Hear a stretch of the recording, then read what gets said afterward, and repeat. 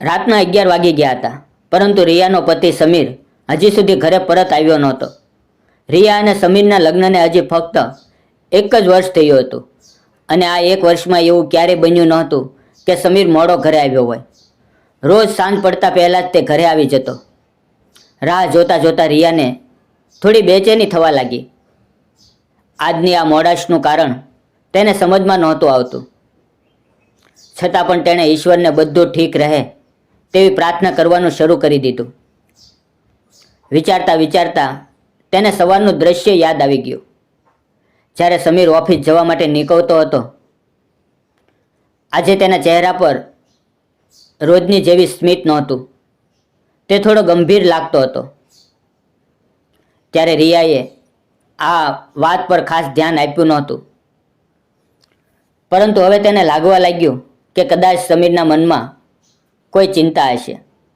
શક્ય છે ઓફિસના કામની કોઈ તકલીફ હોય, જેને વિશે રિયાને જણાવવું તેને યોગ્ય ન લાગ્યું હોય, અને હવે એ જ કારણથી તે મોડો થયો હશે. રિયાના મનમાં વિચારોનું તોફાન આવતું જતું રહ્યું, અને આ બધું ત્યારે તૂટ્યું જ્યારે સમીરે ઘરમાં પગ મૂક્યો. તું સૂઈ નથી? જા, જઈને સૂઈ જા, સમીરે ઘરમાં પ્રવેશતા જ બેદરકારીથી કહ્યું, અને સીધો પોતાના રૂમ તરફ ચાલવા લાગ્યો. રિયા ચોંકી ગઈ, કારણ કે તેને દારૂની તેજ ગંધ આવી અને સમીરના લથડતા પગને સ્પષ્ટ જોઈ શકી. આ શું? તમે દારૂ પીધો છે? તે આશ્ચર્યથી પૂરી રીતે પ્રશ્ન પણ કરી શકી નહીં. સમીર સીધો રૂમમાં જઈને પથારી પર પડ્યો અને બોલ્યો, હા, મેં દારૂ પીધો છે. પીવું તો ઝેર જોઈએ, પણ મેં ફક્ત દારૂ પીધો. આ સાંભળીને રિયાનું મન તૂટી ગયું. તેણે ધીમેથી કહ્યું, પણ તમે ક્યારે દારૂ પીતા નથી, આજે અચાનક કેમ? સમીરે આંખો મીચીને જવાબ આપ્યો, તું સમજીશ નહીં. રિયા ગભરાઈ ગઈ. તેને લાગ્યું કે આજે કંઈક મોટું બન્યું છે.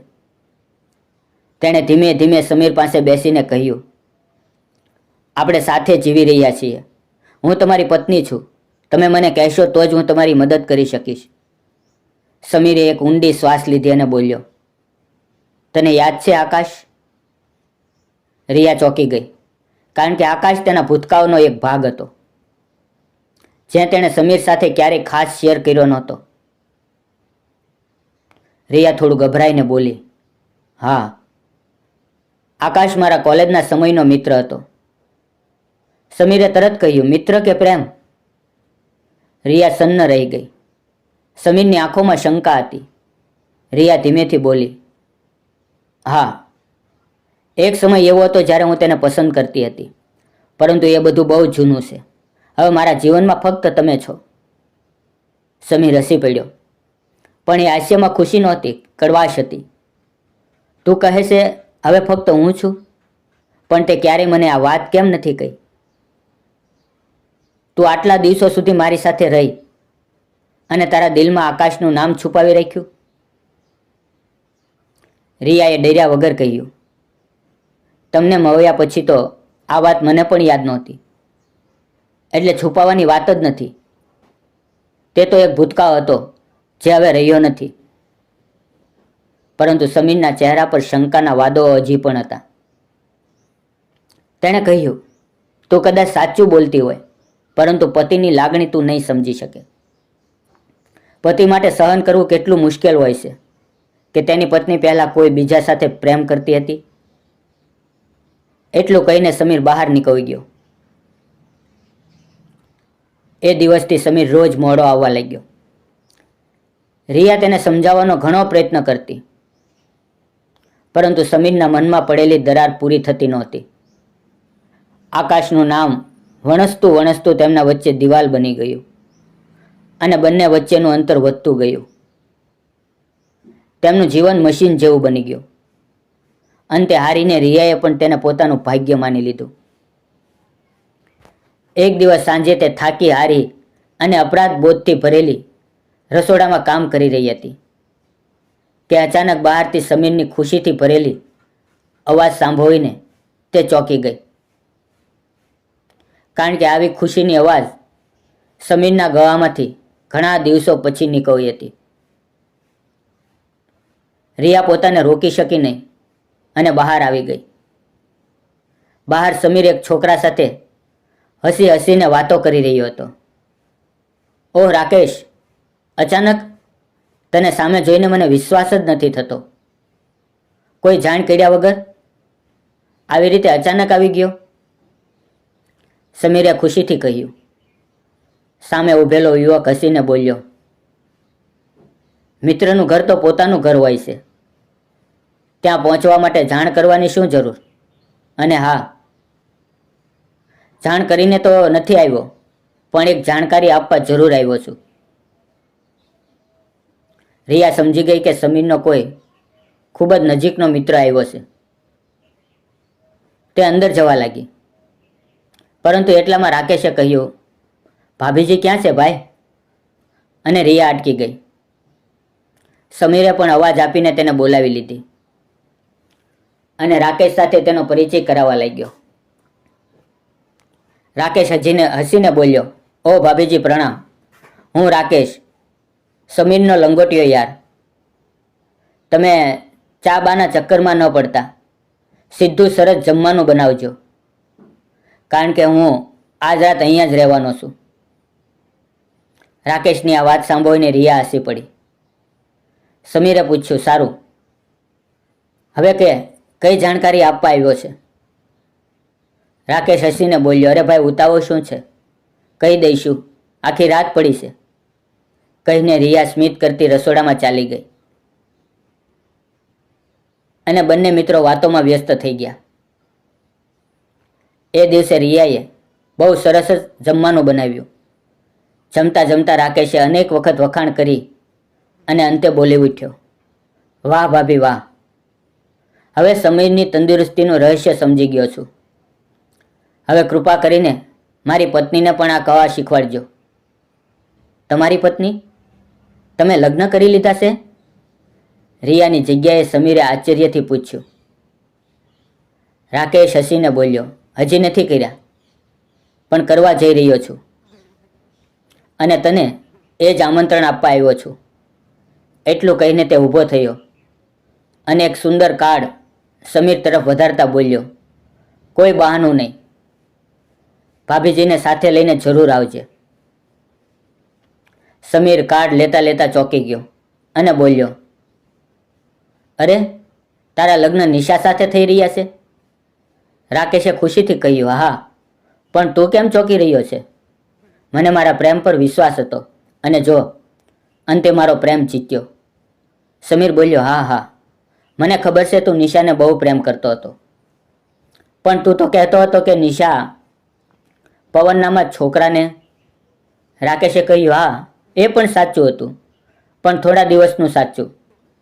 એ પહેલાં કે મારું મન તૂટી જાય, પવને પોતાની અસલિયત બતાવી દીધી અને નિશાને દગો આપી ક્યાંક ગાયબ થઈ ગયો. નિશાનું મન તૂટી ગયું, પરંતુ મેં હાર નથી માની. થોડું મુશ્કેલ હતું, પણ નિશાએ મારો પ્રેમ સ્વીકારી લીધો, રાકેશે ગર્વથી કહ્યું. તો સમીર વિચારમાં પડી ગયો. રિયા વાસણ ગોઠવીને અંદર ચાલી ગઈ. થોડી વારની ચૂપ્પી પછી રાકેશે પૂછ્યું, ભાઈ શું વિચારે છે? કંઈક તો છે, નહીં તો આ ચૂપ્પી કેમ? ક્યાંક મારા લગ્નમાં ના આવવાનું બહાનું તો નથી શોધતો ને? રાકેશ હસ્યો. સમીરે ધીમેથી કહ્યું, ના યાર, હું તો એવું વિચારું છું કે નિર્ણય તો તારો છે, પણ એ જાણતા કે નિશા પહેલાં કોઈ બીજા સાથે પ્રેમ કરતી હતી, તું તેને અપનાવવા તૈયાર થઈ ગયો? રાકેશે સરળતાથી કહ્યું, અરે એમાં શું, હવે તો તે ફક્ત મને પ્રેમ કરે છે, અને પ્રેમ પર કોનો અધિકાર નથી. જો હું નિશાને પ્રેમ કરતો હતો તો તે પણ તો કોઈને પ્રેમ કરી શકે. બસ મારું નસીબ સારું હતું કે નિશા મને મળી, અને તું પણ તો ક્યારેક કિરણ નામની છોકરીનો દીવાનો થઈ ગયો હતો. રાકેશ ફરી હસી પડ્યો. સમીરને પણ થોડું હસવું પડ્યું અને બોલ્યો, એ તો મારું બાળપણ હતું યાર. રાકેશે કહ્યું, તું બાળપણ કરી શકે તો બીજું કોઈ કેમ નહીં કરી શકે? રાકેશની આ વાત પર સમીર નિરુત્તર થઈ ગયો.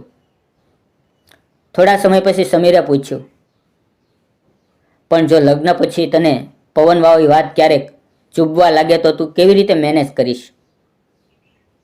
રાકેશે હસીને કહ્યું, કેમ ચૂપશે ભાઈ? જ્યારે એ બધું નિશાને યાદ નથી તો મને કેમ યાદ રહેશે? એ પાનું દુઃખદ સત્ય હતું. તેને ભૂલીને આપણે આપણા વર્તમાન સુગત સત્યને યાદ રાખશું. અને સુખદ સત્ય એ છે કે હું અને નિશા એકબીજાને ખૂબ પ્રેમ કરીએ છીએ. આટલું કહીને રાકેશ સૂવા માટે ચાલ્યો ગયો. સમીર પણ સૂવા તો ગયો, પરંતુ રાકેશની વાતોએ તેની ઊંઘ ઉડાડી દીધી હતી. તેના દિમાગમાં એક પછી એક વિચારો આવતા રહ્યા. રાકેશ અને તેના જીવનમાં કેટલી મોટી સમાનતા હતી અને કેટલો મોટો ફરક. જે વાત જાણ્યા પછી તે રિયાને બેવફા સમજવા લાગ્યો હતો. એ જ વાતને પહેલેથી જાણતા પણ રાકેશ ખુલ્લા દિલથી નિશાને સ્વીકારી રહ્યો હતો. સુખદ સત્યનો અર્થ સમીરને સમજવામાં આવવા લાગ્યો. રિયા અને તેનું પ્રેમ પણ તો તેનું વર્તમાન સુખદ સત્ય હતું. આકાશ અને પવન જેવા લોકો દુનિયામાં હોય તો રાકેશ જેવા સમજદાર લોકો પણ દુનિયામાં છે. ત્યારે તે રાકેશ કેમ ન બની શક્યો? જે કાવું પાનું ભૂલીને રિયાએ પોતાનું બધું સમીર પર ન્યોછાવર કરી દીધું હતું, તેને ફરી ફરી ખોદીને તેને શું સુખ મળી રહ્યું હતું?